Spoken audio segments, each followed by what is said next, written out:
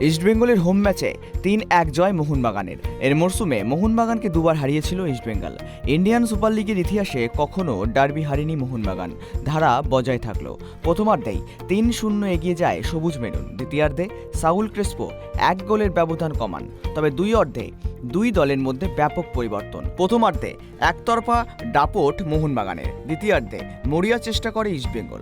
একঝাঁক সুযোগও তৈরি হয়, যদিও ম্যাচের ফল বদলানোর জন্য তা যথেষ্ট ছিল না। একটা পেনাল্টি সুযোগ হারালে তা ফল কি হতে পারে ইস্টবেঙ্গল খুব ভালোভাবে টের পেল। বড় ম্যাচ, সমর্থকদের কি প্রত্যাশা থাকতে পারে আলাদা করে বোঝানোর প্রয়োজন পড়ে না।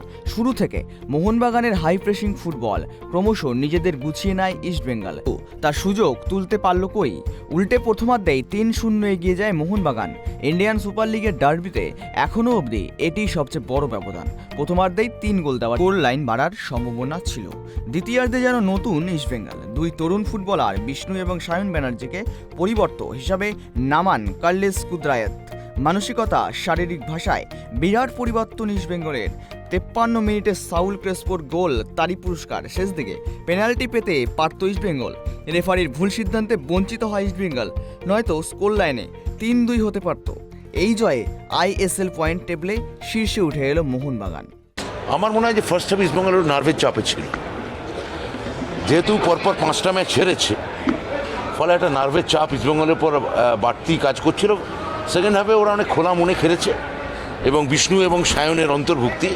সায়নকে কখনোই ফরওয়ার্ডে খেলানো ঠিক নয়, আর ফেলিসিও ফোর্বসকে কেন নামানো হলো আমার মাথায় ঢোকেনি। ইন্ডিয়ান সুপার লিগের রেফারিং নিয়ে বারবার প্রশ্ন উঠেছে। সর্বভারতীয় ফুটবল ফেডারেশন সভাপতিও রেফারিদের বার্তা দিয়েছেন, তাতেও পরিস্থিতি বদলায়নি। ডার্বিতে একঝাঁক কার্ড। ইস্টবেঙ্গল কোচ কার্লেস কুদ্রাদায়েতকে কার্ডও দেখানো হয়। তবে জয়ের পর আনন্দ উচ্ছ্বাসে মেতে ওঠেন মোহনবাগান সমর্থকেরা। ডুরান্ড কাপে গ্রুপের ম্যাচে ১-০ জয় পায় ইস্টবেঙ্গল। এরপর ডুরান্ড কাপ ফাইনালে জয় পায় Mohun Bagan super giant. Kalinga super কাপে ৩-১ জয় পায় ইস্টবেঙ্গল। আইসিএলে প্রথম লেগের ম্যাচে ২-২ ড্র হয়। এরপর জয় পেল Mohun Bagan super. Bureau report, tribe TV Bangla.